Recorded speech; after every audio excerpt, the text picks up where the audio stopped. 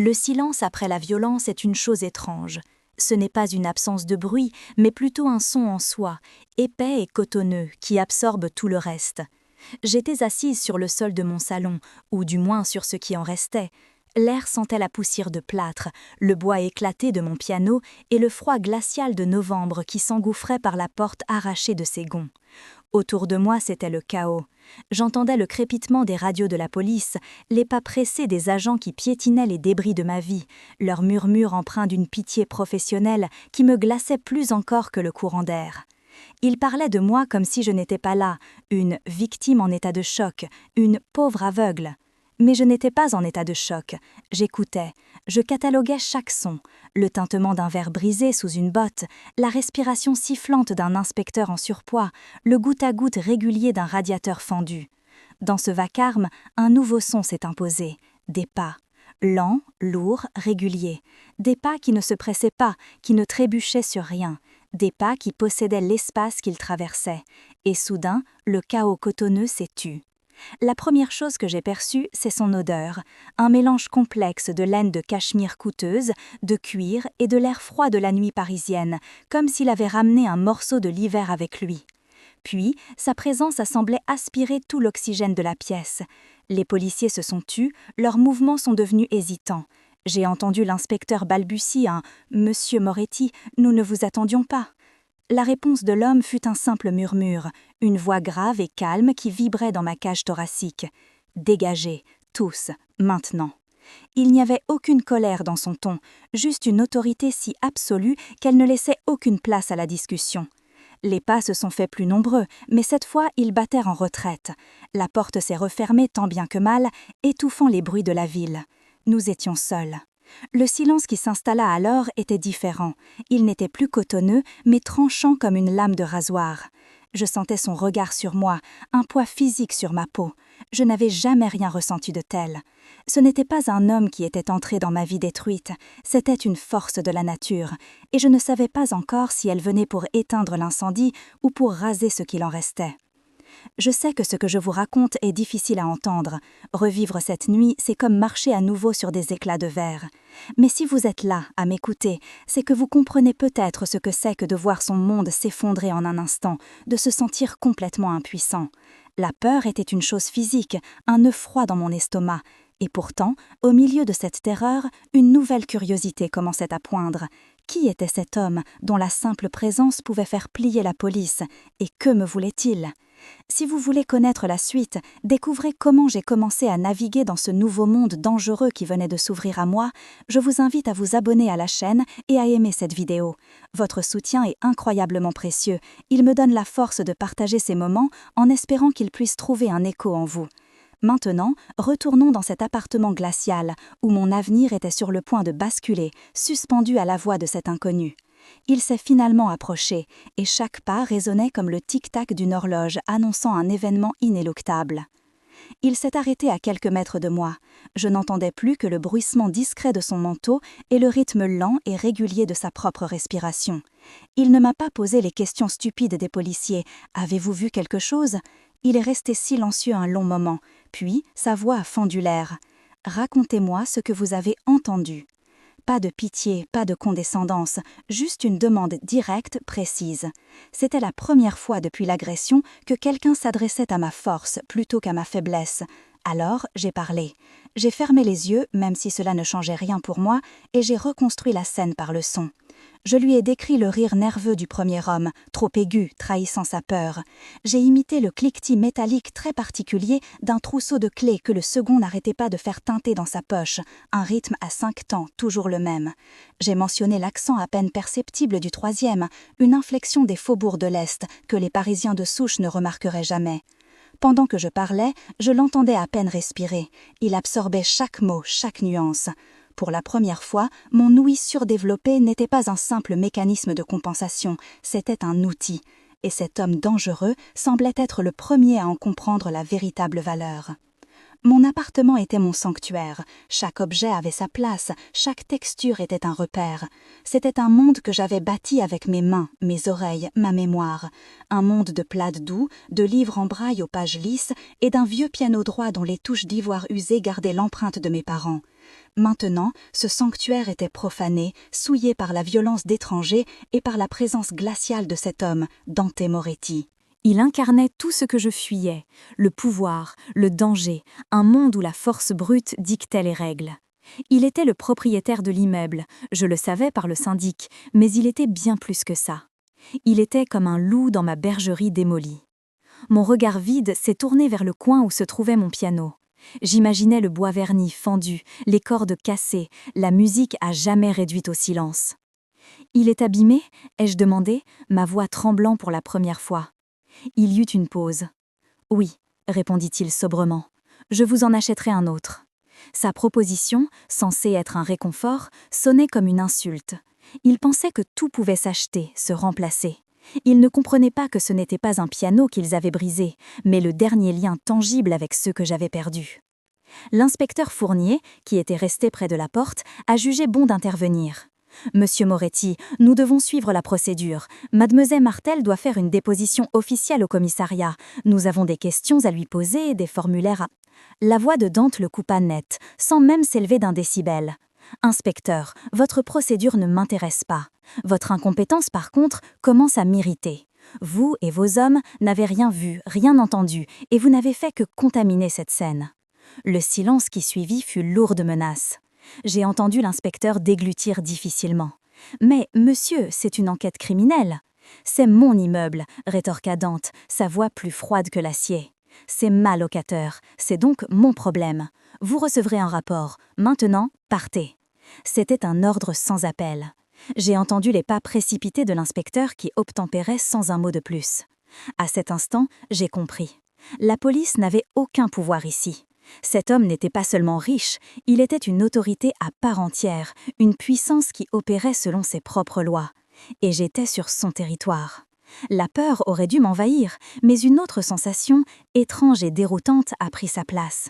Pour la première fois depuis des heures, le chaos semblait avoir un maître. Il s'est agenouillé. Je l'ai senti avant de l'entendre, le déplacement d'air, la chaleur de son corps qui se rapprochait. Son odeur de nuit et de pouvoir était maintenant plus intense. Il était si près que je pouvais entendre le battement lent et puissant de son cœur. Sa voix, quand il a parlé, n'était plus qu'un murmure destiné à moi seul. Qu'est-ce qu'ils ont dit d'autre? Chaque mot est important, Elara. Il a utilisé mon prénom, et l'entendre dans sa bouche a eu l'effet d'une décharge électrique. J'ai fouillé dans ma mémoire, écartant les insultes et les menaces pour trouver ce qui comptait. J'ai revécu le moment où ils partaient, le bruit de leurs semelles sur le verre brisé. L'un d'eux avait ri, un son gras et cruel. Et puis il avait ajouté une phrase qui m'avait paru insensée. Mais maintenant, en sentant la présence de cet homme, en assemblant les pièces du puzzle dans l'obscurité de mon esprit, son arrivée, son autorité, la peur des policiers, tout prenait un sens terrifiant. J'ai relevé la tête dans sa direction, sentant son souffle près de mon visage. Ma propre voix n'était qu'un souffle rauque. Ils ont dit que le message serait clair. J'ai marqué une pause, puis j'ai lâché les mots qui allaient sceller nos destins. C'était vous, la cible. Le silence qui a suivi ma révélation était plus dense que tout ce que j'avais connu. Ce n'était plus le silence cotonneux du choc ou le silence tranchant de sa présence, mais un vide absolu, comme si le son lui-même retenait son souffle. Je sentais son immobilité totale, il ne bougeait pas, ne respirait presque plus. Il était une statue de fureur glacée, et je pouvais presque entendre le rouage de ses pensées, calculant, analysant, connectant les points d'une tapisserie de violence que je ne pouvais qu'imaginer. Ma phrase, c'était vous, la cible, flottait entre nous, non plus comme une simple information, mais comme un verdict. J'avais, sans le savoir, signé un pacte. J'étais devenue une pièce sur son échiquier, la seule qui pouvait voir dans le noir. Quand il a finalement bougé, le son a été infime, un simple craquement de cuir alors qu'elle se relevait. Sa voix, quand elle est tombée, était dépourvue de toute émotion, ce qui la rendait d'autant plus terrifiante. « Vous ne resterez pas ici ». Ce n'était pas une suggestion, c'était un fait. Il venait de redessiner de frontières de ma vie sans même me demander mon avis, et une vague de rébellion a surgi en moi, aussi futile qu'une étincelle dans un ouragan. Les jours qui ont suivi ont été une lente descente dans un cauchemar administratif et financier. La violence initiale avait été un coup sec et brutal, mais ses répercussions étaient un poison lent. Mon propriétaire, ou plutôt la société de gestion qui agissait pour le compte de Dante Moretti, m'a envoyé une mise en demeure. Les dégâts à l'appartement étaient considérables et ma caution ne suffirait pas à les couvrir. Pire, mon contrat de location était résilié pour mise en péril de la sécurité de l'immeuble. J'étais sur le point d'être expulsée du seul foyer que j'avais jamais connu. Simultanément, l'école de musique où je travaillais comme accompagnatrice m'a appelée. La directrice, d'une voix faussement compatissante, m'a expliqué qu'il devait suspendre mon contrat. Ils ne pouvaient pas prendre le risque, disait-elle, d'avoir des problèmes. Ils avaient besoin de quelqu'un de fiable, de stable. En quelques heures, j'avais perdu mon toit et mon gagne-pain. La violence ne s'était pas contentée de briser ma porte et mon piano, elle avait fait voler en éclats les fondations mêmes de mon indépendance si chèrement acquise. J'étais seule, à la dérive, et le monde que j'avais si méticuleusement construit s'effondrait autour de moi. La panique était une chose froide et rampante. Je passais mes journées au téléphone, cherchant un nouvel appartement, un nouveau travail. Mais chaque appel était une nouvelle porte qui se fermait. « Vous n'avez pas de garant ? Un contrat suspendu n'est pas une preuve de revenu. Un appartement au rez-de-chaussée ? Désolé, nous n'avons rien. » Ma cécité, que j'avais toujours refusé de considérer comme un handicap, devenait un obstacle insurmontable aux yeux des autres. Ils entendaient ma voix, puis je devais expliquer ma situation, et leur ton changeait, devenant prudent, distant, parfois même condescendant. Le monde extérieur, qui avait toujours été un défi à naviguer, était devenu une forteresse hostile. Mes économies fondaient comme neige au soleil, et la date de l'expulsion approchait comme une lame de guillotine. Je me sentais piégée, non plus par des agresseurs dans mon salon, mais par un système indifférent et implacable.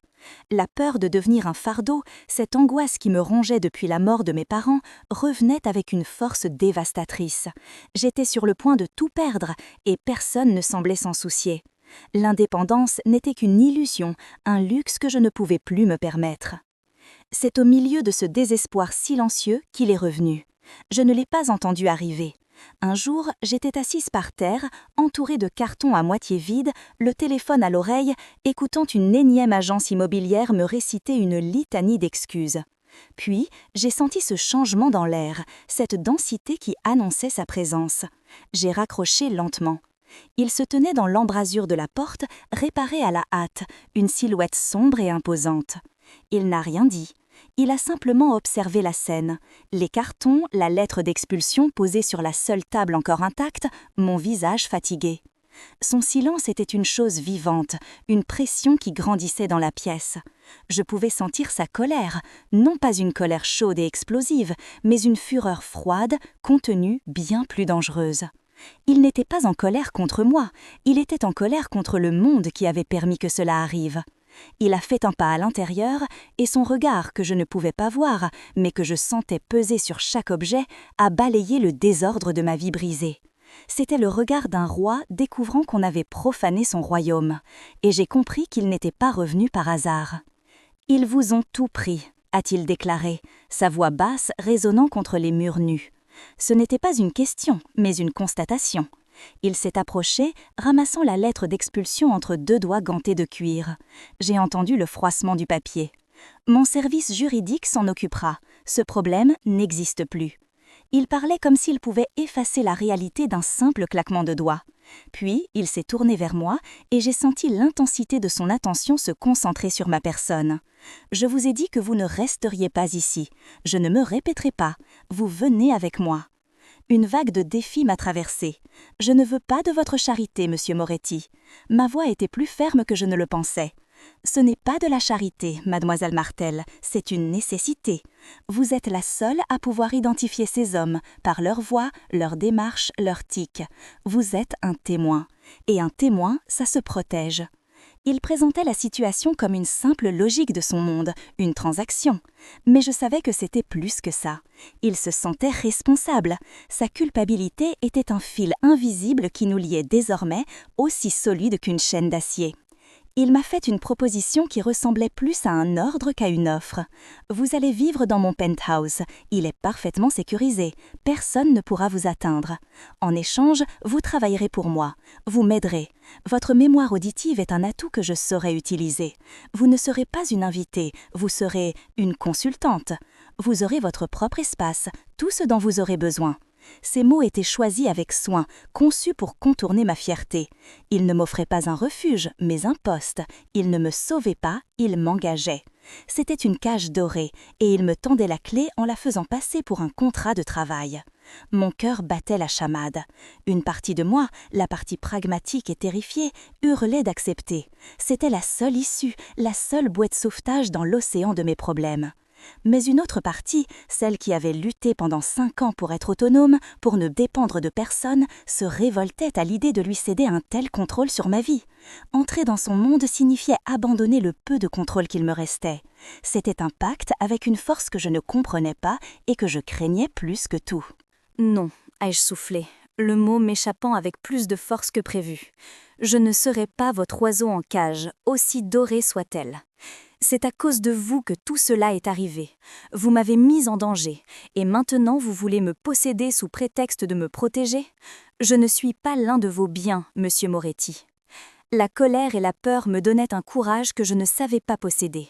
Je me suis levée, faisant face à l'endroit où je sentais sa présence. Je trouverai une solution, seule, comme je l'ai toujours fait. Je refuse d'être un pion dans votre guerre. Je ne veux rien avoir à faire avec votre violence, votre pouvoir, votre argent sale.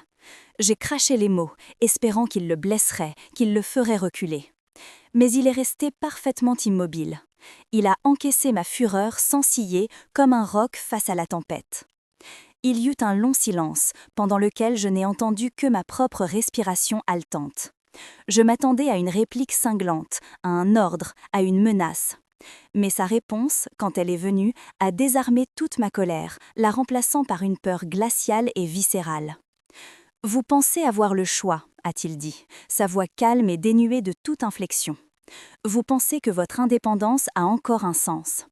Riccardo Fabri, l'homme qui a commandité cette attaque, ne s'arrêtera pas. Il sait qu'il y a eu un témoin. Il sait que vous avez survécu. Pour lui, vous êtes un fil qui dépasse, une erreur à corriger. Il ne cherche plus à m'envoyer un message. Maintenant, il cherche à vous faire taire, définitivement. » Chaque mot était un coup de poignard. Il ne cherchait pas à me convaincre par la pitié ou la générosité, mais par la logique implacable de la survie. Dehors, seul, vous êtes une proie facile. Chaque coin de rue, chaque bruit suspect sera une nouvelle source de terreur. Ils vous trouveront. Ce n'est qu'une question de temps. Avec moi, vous cessez d'être une victime. Vous devenez une arme. Le choix n'est pas entre la liberté et ma protection, Elara. Le choix est entre vivre et mourir. C'est le seul choix qu'ils vous ont laissé. Il avait utilisé mon prénom à nouveau, et cette fois, ce n'était pas une intrusion, c'était une reconnaissance de la gravité de notre situation commune. Toute la force, toute la rébellion se sont drainées de mon corps, me laissant vide et tremblante. Il avait raison. Ma fierté ne me protégerait pas d'une balle.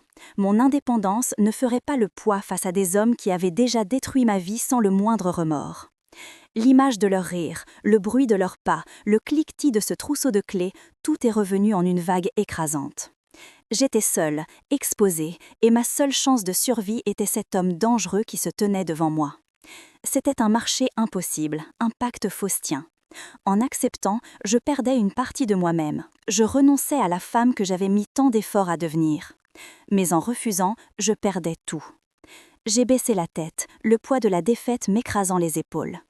Le silence s'est étiré, rempli de tout ce qui n'était pas dit, ma peur, sa culpabilité, notre avenir incertain. Finalement, j'ai trouvé la force de prononcer le mot qui allait sceller mon destin. Un mot qui avait le goût amer de la cendre et de la reddition. D'accord. Je venais de franchir un seuil, quittant les ruines de mon monde pour entrer dans l'ombre du sien. Le penthouse de Dante Moretti était l'antithèse de mon appartement. C'était un univers de silence froid et de surface lisse. L'air y était filtré, stérile, et mes pas résonnaient sur le marbre avec une clarté presque chirurgicale qui me mettait mal à l'aise. Il n'y avait pas de plaid doux pour absorber le son, pas de désordre familier pour rassurer mes mains. Tout était angle droit, verre et métal. Dante m'a fait faire un tour rapide, sa voix neutre décrivant l'espace comme un agent immobilier. La cuisine est ici, votre chambre là, vue sur la Seine. Des mots vides pour moi. Il m'a tendu un téléphone. Il n'y a qu'un seul numéro programmé, le mien. Vous ne quittez pas cet endroit sans être accompagné par Léo, mon chef de la sécurité. Ce sont les règles. Ce n'était pas une suggestion, c'était une annonce. J'étais passée d'une vie précaire mais libre à une captivité luxueuse. Il m'avait sauvée de la rue pour m'enfermer dans sa tour d'ivoire et le troc me semblait de plus en plus déséquilibré. Je pouvais sentir les murs invisibles de sa protection se refermer sur moi, aussi solide et froid que le marbre sous mes pieds. La sécurité avait le goût amer de la soumission. Les premiers jours furent une danse silencieuse dans un espace trop grand pour deux solitudes. Il partait avant l'aube, un murmure de tissu coûteux et une bouffée d'air froid. Il rentrait tard dans la nuit, ramenant avec lui l'odeur de la ville et du danger. Je passais mes journées à cartographier mon nouvel environnement, du grain du cuir des canapés à la fraîcheur des immenses baies vitrées. Une femme de ménage, aussi silencieuse qu'une ombre, venait et repartait, laissant derrière elle des repas parfaitement équilibrés que je mangeais seule face au bruit assourdi de Paris. C'était une existence fantomatique. Un soir, assise à la grande table de la salle à manger, j'ai laissé mes doigts courir sur le bois poli, esquissant dans le vide une sonate de Chopin que je connaissais par cœur. Je n'ai pas entendu Dante entrer. Il est resté immobile dans l'encadrement de la porte, et je n'ai su qu'il était là que lorsque le silence est devenu plus lourd, plus dense. Il ne disait rien, il écoutait simplement ma musique silencieuse, et dans cette absence de son, j'ai eu l'impression d'une première conversation, fragile et incertaine, entre nos deux mondes si différents. Un matin, il m'a convoqué dans son bureau. L'odeur de cuir, de papier et de café fort y était omniprésente. C'était le cœur de son pouvoir. « Asseyez-vous », a-t-il ordonné, sa voix dépourvue de toute chaleur. Il a allumé un enregistreur. Un son grésillant a rempli la pièce, une conversation étouffée, presque inintelligible. C'est une surveillance. Mes hommes n'ont rien pu en tirer. Écoutez. Je me suis concentrée, fermant les yeux pour mieux m'immerger dans le paysage sonore. J'ai écarté le bruit de fond, le bourdonnement électrique, pour me focaliser sur les détails. L'homme de droite a une respiration sifflante, ai-je dit après un long moment. Il fume beaucoup, probablement des cigarettes sans filtre. L'autre, attendez. J'ai tendu l'oreille. Un petit bruit métallique, intermittent. Il joue avec un briquet, un zippo. Le cliquetis de l'ouverture et de la fermeture est très caractéristique. Et on entend un train au loin, un RER. Le son est étouffé. Ils sont probablement dans un sous-sol ou un parking souterrain près d'une gare de la ligne C. Quand j'ai rouvert les yeux, le silence dans la pièce était différent. Il était teinté d'un respect nouveau. « Bien », a-t-il simplement dit. Mais ce seul mot a ravivé en moi une étincelle de fierté que je croyais éteinte. Forte de ce petit succès, j'ai décidé de repousser les limites de notre accord tacite. Plus tard dans la journée, je l'ai confronté alors qu'il se servait un verre d'eau dans la cuisine. « Je vous aide, mais je suis dans le noir complet, sans mauvais jeu de mots. Qui est ce Riccardo Fabri ? Pourquoi vous en veut-il à ce point ? Si je suis votre consultante, je dois comprendre le contexte. » Il s'est retourné lentement, son visage une forteresse impénétrable. Moins vous en savez, plus vous êtes en sécurité. Sa réponse était calme mais définitive. Une vague de frustration m'a envahi. L'ignorance n'est pas la sécurité, c'est de l'impuissance, ai-je rétorqué, ma voix montant d'un cran. Ces hommes ont détruit ma vie à cause de vous. Je crois que j'ai le droit de savoir pourquoi. Je ne suis pas une enfant que l'on cache dans un placard en attendant que l'orage passe. Il s'est approché, sa haute stature me dominant. Sa voix est tombée à un murmure glacial. Vous avez raison, vous n'êtes pas une enfant. Vous êtes un témoin, dans une guerre. Je m'occupe de la violence et Lara. Vous vous occupez des sons. C'est le marché, ne l'oubliez pas. Il avait de nouveau tracé la ligne, me rappelant brutalement ma place dans son univers. Le lendemain, je me suis réveillée avec une présence nouvelle dans le salon. Une forme immense recouverte d'un drap. Intriguée, je me suis approchée et j'ai soulevé un coin du tissu. Mes doigts ont rencontré la laque lisse et froide, puis les touches lisses et familières d'un piano. Pas n'importe quel piano, un piano à queue. J'étais abasourdie. C'était un geste d'une extravagance folle, une façon de s'excuser sans prononcer un mot. Alors que j'effleurais les touches, une voix douce et grave m'a surprise. « C'est un Fazioli. Le patron a pensé que vous apprécieriez la sonorité. » C'était Léo Moreau, le bras droit de Dante. Il y avait une chaleur dans sa voix qui manquait cruellement à celle de son employeur. Je les remerciais, encore sous le choc. Il a hésité un instant puis a ajouté, son ton devenant plus sérieux. « Mademoiselle Martel, soyez prudente. La rumeur de votre présence ici commence à se répandre. Fabry est un homme curieux. Il veut savoir qui est la femme que le boss protège avec tant d'acharnement. » Le froid de la peur a instantanément éclipsé la chaleur de ma gratitude. Ce cadeau magnifique n'était pas seulement un instrument de musique, c'était un phare qui attirait l'attention de nos ennemis. Ce soir-là, pour la première fois depuis l'agression, j'ai vraiment joué. La musique a jailli de mes doigts, remplissant le silence du penthouse, une cascade de notes qui racontait ma peur, ma colère et cette étrange lueur d'espoir. Je me suis laissée emporter, oubliant où j'étais, qui j'étais devenue. Épuisée mais apaisée, je me suis endormie sur le canapé, bercée par les dernières vibrations des cordes. Je ne sais pas combien de temps j'ai dormi, mais je me suis sentie réveillée par un changement subtil dans l'atmosphère. J'ai senti le poids d'une couverture que Dante avait dû poser sur moi. J'ai entendu la vibration discrète de son téléphone. Puis, un silence de mort. Un silence si total, si chargé de menaces qu'il m'a glacé le sang. Je n'osais pas bouger. Je l'entendais respirer, des inspirations lentes et contrôlées qui trahissaient une fureur monumentale.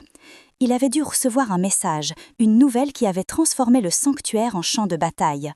La protection qu'il m'avait promise venait de révéler sa première fissure, et j'ai compris que les murs de verre de cette cage dorée ne suffiraient peut-être à tenir les loups à distance. L'aube s'est levée sur une forteresse en état de siège. L'air était électrique, vibrant de la fureur contenue de Dante. Je l'entendais arpenter le salon, ses pas secs claquant sur le marbre. Il était au téléphone, sa voix un grondement sourd et mortel, une succession d'ordres aboyés en italien. Les mots « périmètre »,« balayage »,« traître » revenaient comme un sinistre refrain. Il ne m'a rien expliqué, mais son angoisse était une chose tangible qui emplissait la pièce. Il a raccroché et s'est approché de moi. Je sentais la chaleur de sa rage irradier de lui. « Vous ne quittez plus cette pièce. Personne n'entre, personne ne sort. Est-ce que c'est clair ?» Sa voix était dure, mais dessous, j'ai perçu une autre note, une vibration presque imperceptible de peur. Pas pour lui, pour moi. Il a ajusté la couverture sur mes épaules et j'ai senti ses doigts trembler légèrement. À cet instant, j'ai compris la nature de ma prison. Il ne me protégeait pas seulement d'un ennemi extérieur, il me protégeait de son propre monde, un monde où une simple photo prise à travers une fenêtre pouvait signer un arrêt de mort. Et sa peur était plus terrifiante que n'importe quelle menace. Léo est arrivé, sa présence habituellement calme empruntait d'une urgence palpable.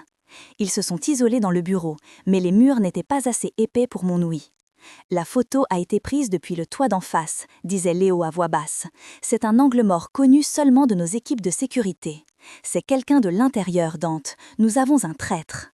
Le silence de Dante fut plus lourd que n'importe quelle réponse. Pendant qu'il parlait, un souvenir auditif a refait surface dans mon esprit. Un détail infime de l'enregistrement que Dante m'avait fait écouter. Un son parasite que j'avais d'abord ignoré. Ce n'était pas un briquet, c'était un stylo. Un homme qui cliquait nerveusement sur le capuchon, un rythme très particulier. 3 clics rapides, une pause, 2 clics. Un tic, une signature sonore. Le même rythme à 5 temps que le trousseau de clés de l'un de mes agresseurs. Mon cœur s'est emballé. Ce n'était pas une coïncidence. Je me suis levée, mes jambes tremblantes, et j'ai marché vers la porte du bureau. Je l'ai poussée sans frapper. « Je crois que je sais qui c'est », ai-je annoncé, ma voix plus assurée que je ne le pensais. Avant que je puisse leur expliquer ma découverte, le concierge de l'immeuble a sonné à la porte, l'air paniqué. Un courrier avait forcé le passage, déposé un petit paquet et s'était volatilisé dans la rue. L'atmosphère est devenue irrespirable. Léo a pris la boîte avec une précaution infinie, comme s'il s'agissait d'une bombe. À l'intérieur, il n'y avait pas d'explosif, mais quelque chose de bien pire. Une unique rose blanche, parfaite, et une petite boîte à musique en bois. Mon sang s'est glacé. Léo a soulevé le couvercle. Une mélodie fragile et cristalline s'est élevée dans le silence. Une mélodie que je connaissais par cœur. C'était la berceuse que ma mère me chantait quand j'étais enfant. Une mélodie de notre intimité. Un secret que personne d'autre ne pouvait connaître. Fabry ne se contentait pas de me menacer. Il envahissait mes souvenirs, souillait mon passé. C'était un acte d'une cruauté psychologique absolue. Un son rauque, inhumain, a déchiré la gorge de Dante. Un grognement de bête blessée et enragée. Il a arraché la boîte des mains de Léo et l'a fracassée contre le mur. La musique s'est arrêtée net dans un bruit de bois brisé et de ressorts tordus, laissant place à un silence lourd de la promesse d'une vengeance sanglante. La rage de Dante était une chose vivante dans la pièce, une bête silencieuse et glaciale qui aspirait toute la chaleur. Je l'entendais passer un appel, sa voix transformée en un murmure guttural, un flot d'italien si rapide et si tranchant que les mots ressemblaient à des éclats de verre. Je ne comprenais pas la langue, mais je comprenais parfaitement la violence qu'elle contenait. Il ne parlait plus de protection ou de confinement, il parlait de chasse, de représailles. Les noms de ces hommes fusaient, suivis d'ordres qui ne laissaient aucune place à l'interprétation. C'était un roi ordonnant à sa meute de dépecer son ennemi. Léo, à ses côtés, tentait d'intervenir, sa voix basse et raisonnable essayant de percer le mur de fureur. Dante, une action précipitée pourrait... Mais Dante le coupa net, non pas avec des mots, mais avec un silence si absolu, si lourd de menaces, que même Léo se tut. L'homme qui m'avait offert un piano, qui avait couvert mes épaules d'une couverture, avait disparu. À sa place se tenait le chef du clan Moretti dans toute sa terrifiante splendeur, un prédateur dont le territoire venait d'être violé et dont la seule réponse possible est l'annihilation totale de la menace. La décision fut prise sans que j'aie mon mot à dire. Le penthouse n'était plus sûr, nous devions bouger. La transition s'est faite dans une précipitation tendue et silencieuse. 2 voitures noires nous attendaient dans le garage souterrain, leurs moteurs ronronnant comme des fauves impatients. J'étais assise à l'arrière de la première, prise en sandwich entre Dante et le silence de Léo. L'odeur de cuir froid et d'ozone emplissait l'habitacle. La voiture s'est élancée dans les rues de Paris, mais le trajet fut d'une brièveté brutale. Je l'ai su au son. D'abord, un crissement de pneus inhumain, le hurlement du caoutchouc torturé sur l'asphalte. Puis, une série de détonations sèches, un rythme percussif et mortel qui a fait vibrer la carrosserie. Une seconde plus tard, la vitre à côté de moi a explosé dans une gerbe de verre minuscule. Avant même que je puisse crier, le corps de Dante s'est abattu sur moi, me plaquant contre le siège. Son poids m'écrasait, mais c'était un poids protecteur. Son souffle chaud contre mon cou, le martèlement frénétique de son cœur contre mon oreille, son odeur de laine et de danger, tout cela est devenu mon unique réalité au milieu du chaos assourdissant des tirs et du métal qui se froisse. Nous nous sommes retrouvés dans un appartement anonyme, quelque part dans un quartier dont je ne reconnaissais pas les bruits. Ce n'était pas la destination prévue, c'était une planque, un refuge d'urgence. L'air y sentait le renfermé et la poussière, un contraste saisissant avec le luxe stérile du penthouse. Léo était parti, sa voix s'éloignant au téléphone alors qu'il coordonnait la riposte. Nous étions seuls. Le silence qui s'est installé était fragile, hanté par les échos de la violence. L'adrénaline qui m'avait maintenue rigide s'est dissipée, me laissant tremblante et nauséeuse. C'est alors que je l'ai entendu. Un sifflement presque imperceptible dans la respiration de Dante, un léger accroc chaque fois qu'il inspirait profondément. Et puis, une autre odeur s'est mêlée à celle de la poudre et du froid, l'arôme métallique et âcre du sang. « Vous êtes blessé ?»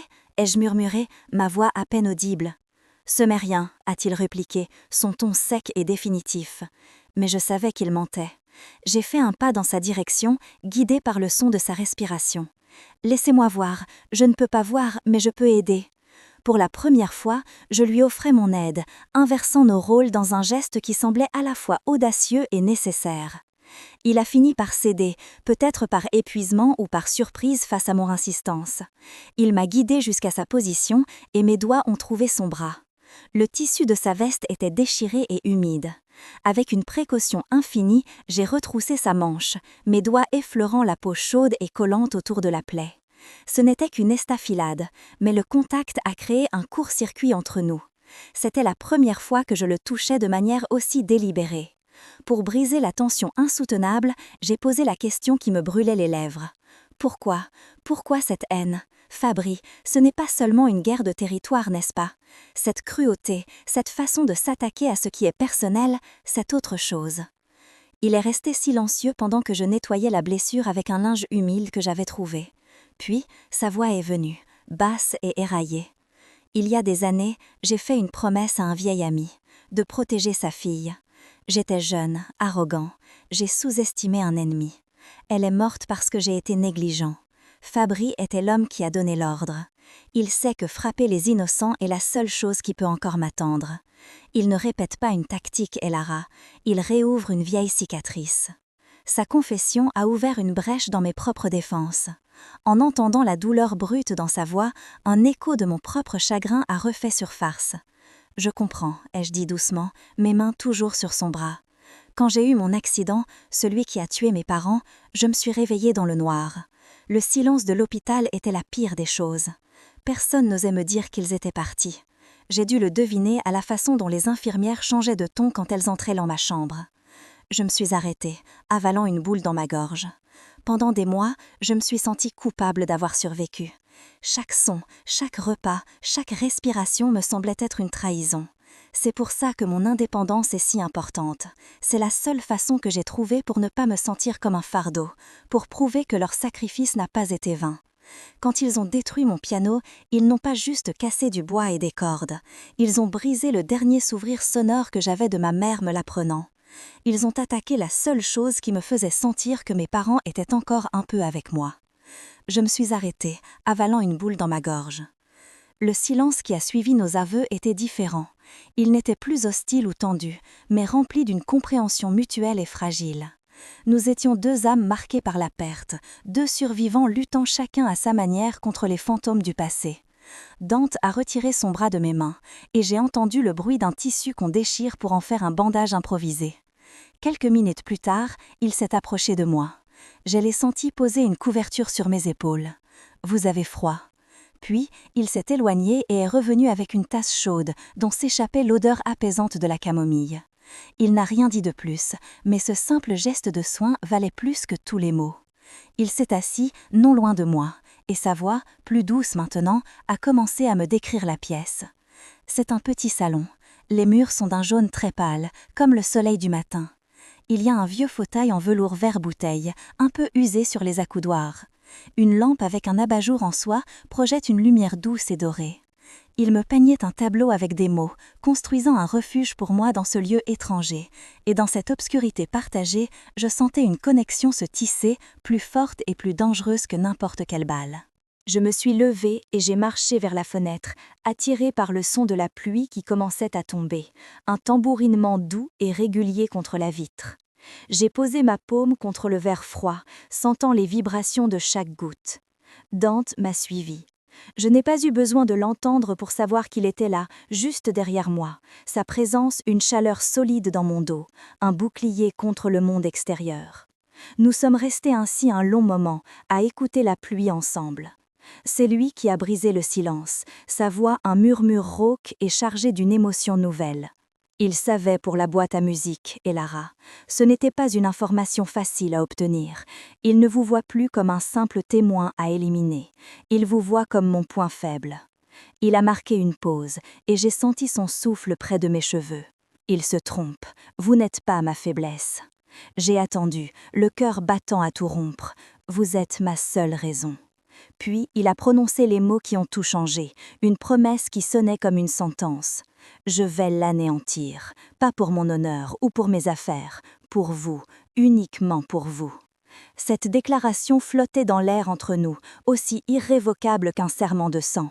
Ce n'était plus une question de dette ou de protection, c'était devenu personnel, viscéral. La guerre de Dante Moretti était désormais la mienne, et ma survie était devenue le symbole de sa victoire ou de sa défaite ultime. J'ai compris à cet instant la terrible portée de ses paroles. En me désignant comme sa raison, il avait peint une cible encore plus grande sur mon dos. Fabri n'aurait plus besoin de détruire son empire, il lui suffirait de me détruire, moi. J'ai pivoté lentement pour lui faire face, et mes mains ont trouvé le tissu de sa chemise. Je me suis accrochée à lui, non pas par peur, mais pour ancrer ce moment, pour sceller ce pacte silencieux. Il a posé ses mains sur mes bras, ses doigts se resserrant doucement, un contact qui était à la fois une promesse de protection et une reconnaissance du péril mortel dans lequel nous venions de nous enfermer. Nous n'étions plus un parrain et sa protégée, nous étions deux âmes liées par un destin violent, et l'ennemi savait maintenant précisément où frapper pour nous faire tomber tous les deux.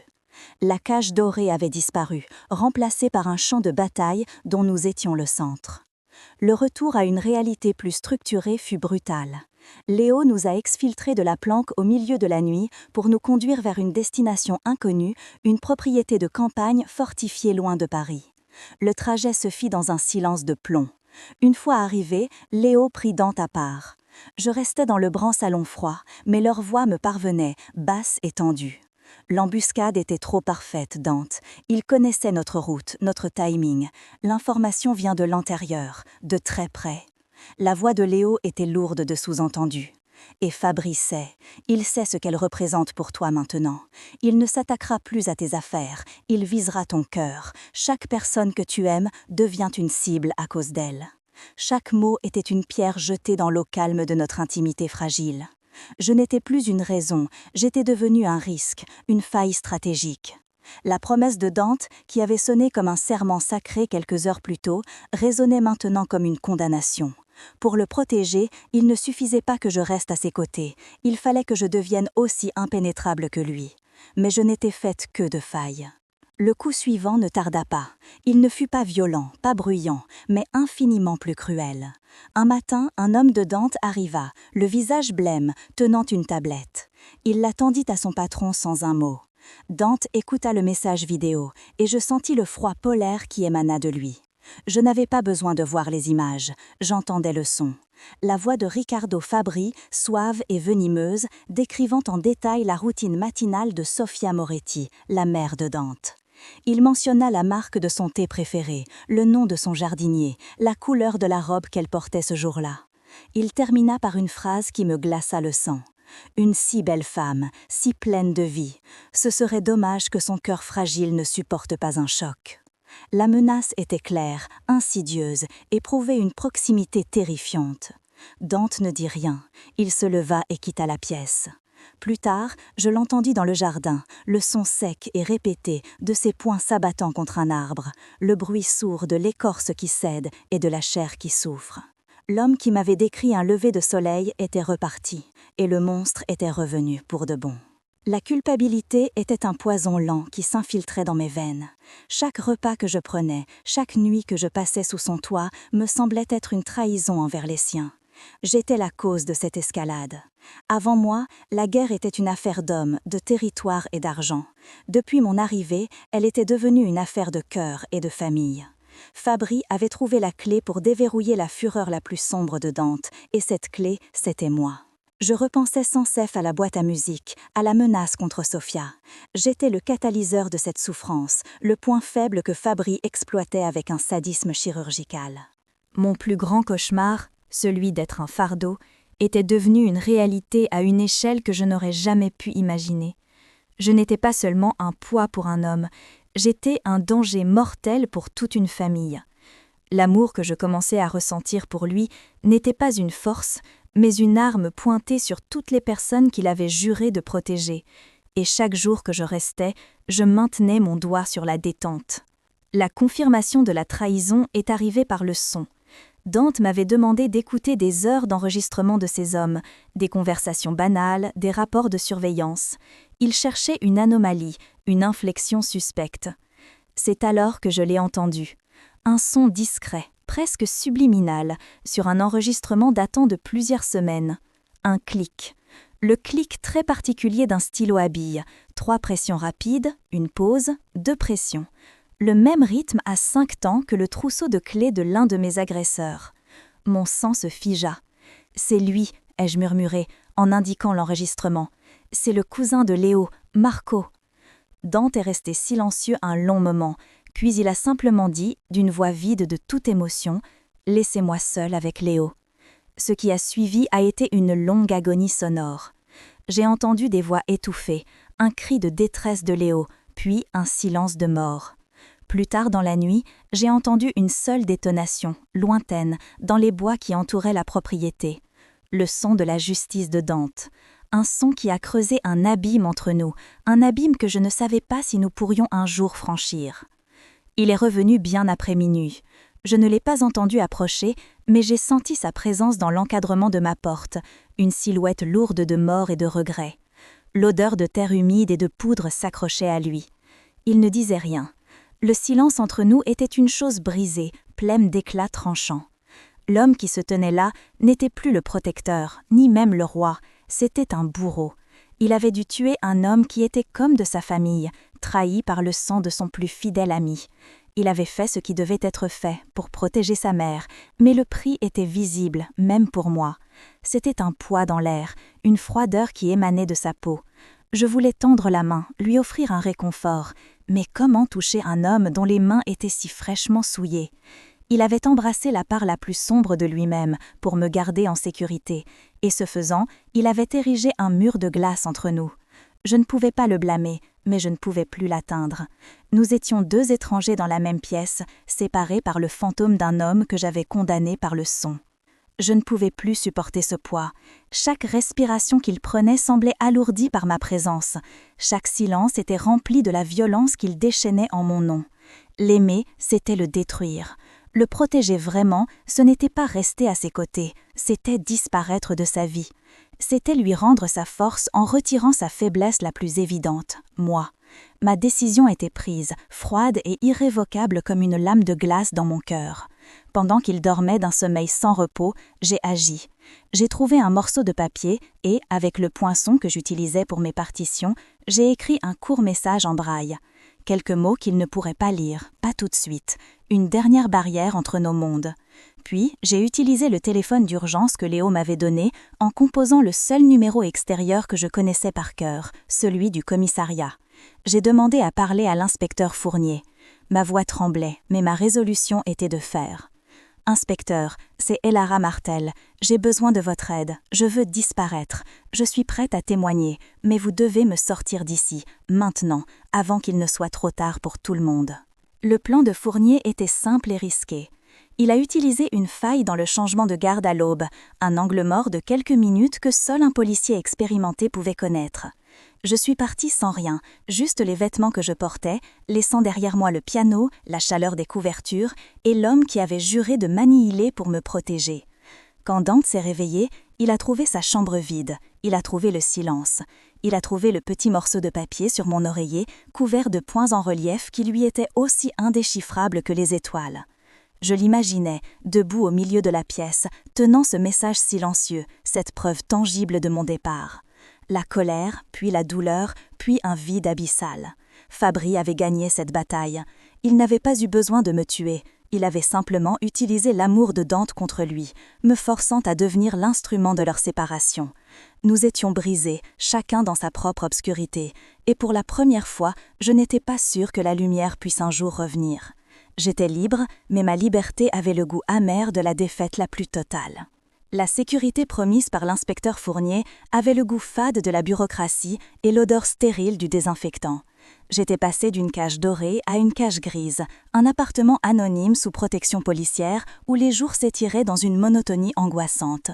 Fournier était un homme bon, mais il était un homme du système, et le système était lent, lourd, aveugle à sa manière. Je passais des heures à lui répéter les détails sonores de mon agression, la cadence des pas, l'inflexion d'une voix, le cliquetis d'un trousseau de clés qui était devenu la signature de ma terreur. Il prenait des notes, hochait la tête, mais je sentais son impuissance. Il était un simple rouage dans une machine immense et indifférente. La culpabilité me rongeait. En fuyant Dante, j'avais cru le protéger, lui rendre sa liberté d'action. Mais je m'étais seulement condamnée à une nouvelle forme d'impuissance, observant le monde à travers les rapports polis d'un inspecteur bienveillant pendant qu'un monstre comme Fabry continuait de respirer le même air que nous. Chaque jour qui passait dans ce silence administratif était une victoire pour lui, et une preuve de plus que j'avais peut-être fait la plus grande erreur de ma vie. Le silence de Dante était une absence bien plus assourdissante que n'importe quel cri. Je ne recevais aucune nouvelle, mais je savais. Je le sentais dans les bribes d'informations que je captais à la radio, dans les titres des journaux que Fournier me lisait parfois.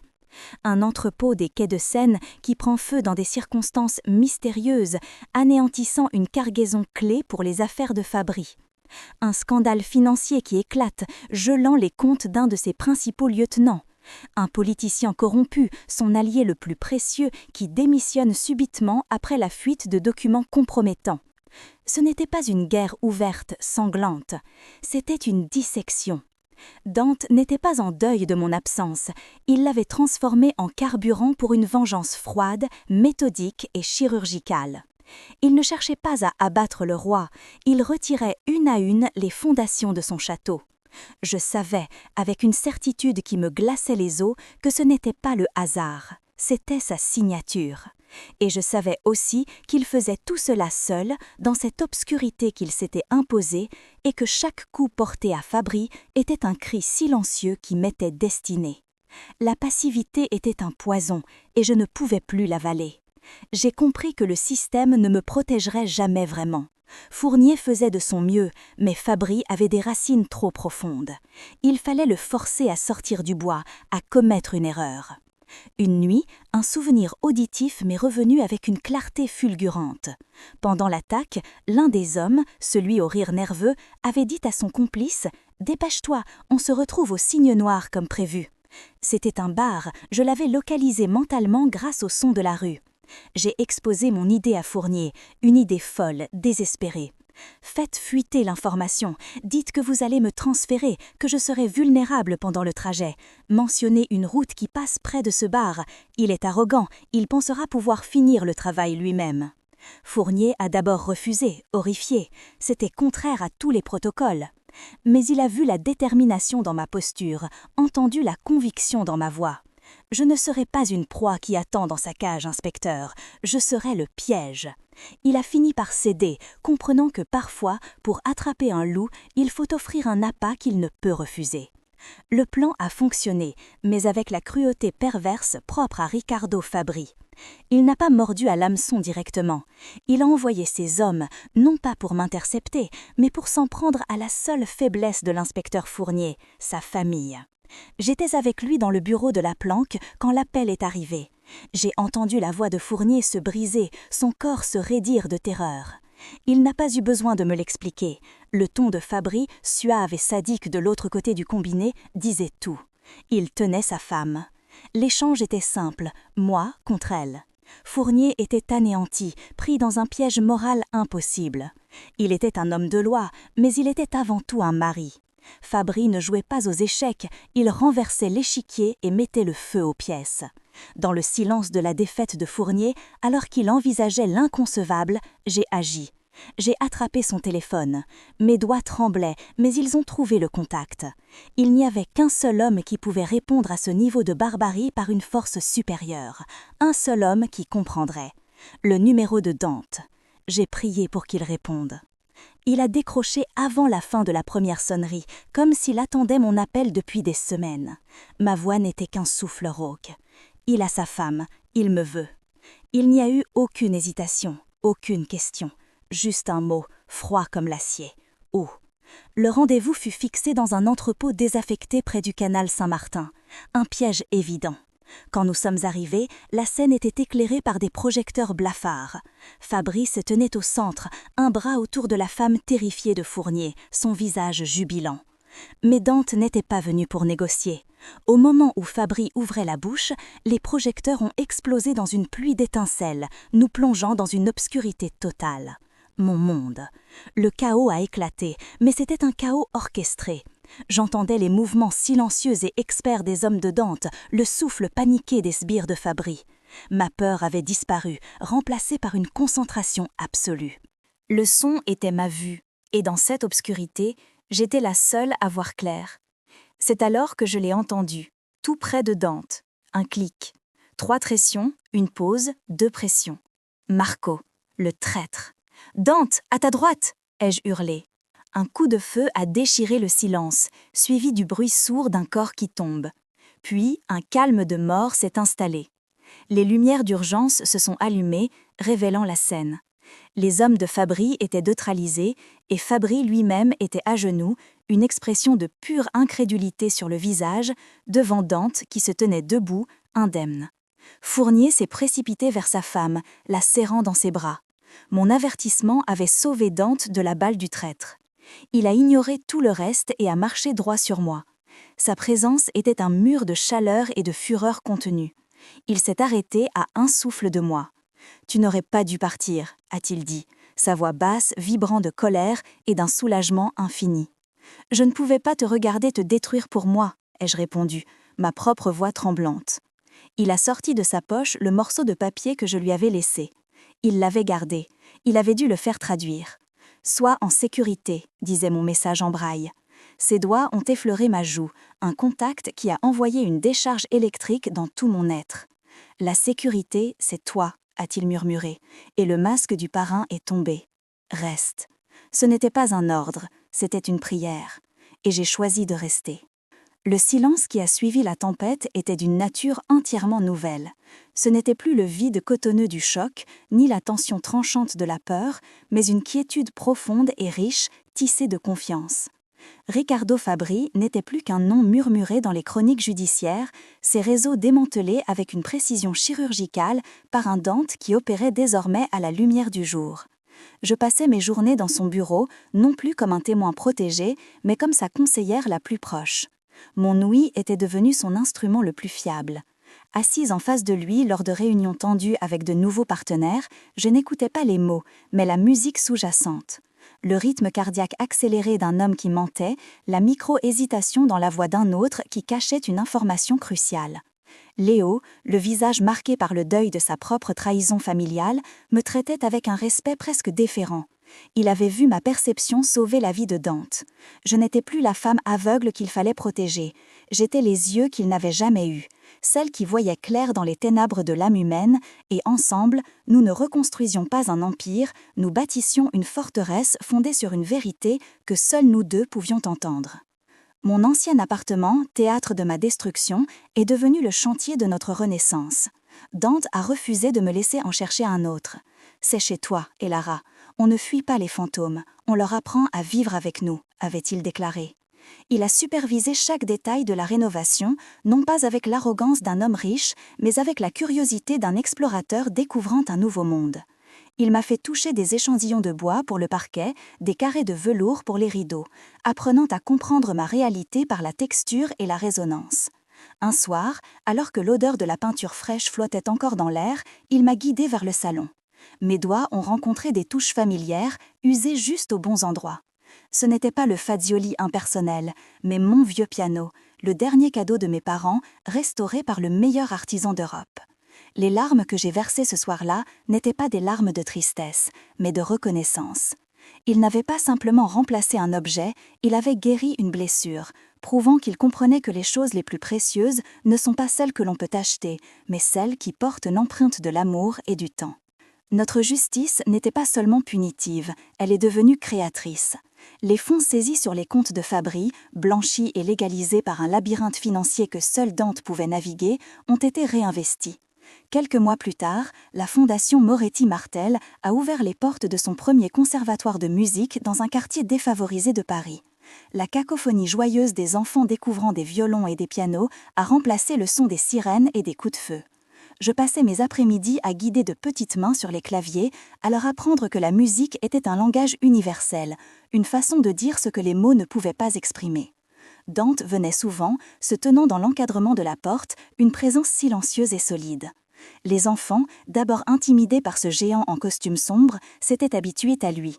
Ils l'appelaient Monsieur Dante, l'homme qui avait apporté la musique dans leur vie. Je le voyais observer, un léger sourire adoucissant les traits durs de son visage.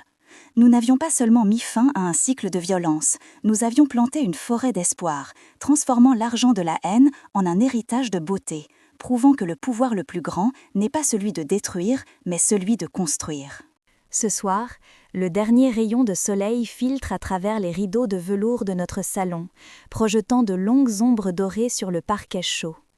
Je suis assise au piano, mes doigts glissant sur les touches dans une mélodie douce et apaisante, une composition qui m'est venue naturellement, une mélodie qui parle de paix trouvée et de port sûr. Je sens la présence de Dante avant de l'entendre. Il s'approche et ses grandes mains viennent couvrir les miennes, arrêtant la musique. Il ne dit rien, mais son geste dit tout. Il pose son menton sur mon épaule et je m'appuie contre la solidité de son torse, sentant le battement lent et régulier de son cœur contre mon dos. Ce rythme est devenu ma berceuse, le son ultime de la sécurité. Nous sommes passés des ruines d'une vie brisée à la construction d'un foyer, de l'écho de la violence au silence de l'amour. Mon monde est peut-être toujours dans l'obscurité, mais il n'est plus sombre. Il est rempli de sa chaleur, du son de sa respiration, de la certitude que même après la nuit la plus profonde, le soleil se lève toujours. Partager ces histoires est essentiel, car elles nous rappellent que l'espoir peut naître des cendres. Merci de nous avoir écoutés.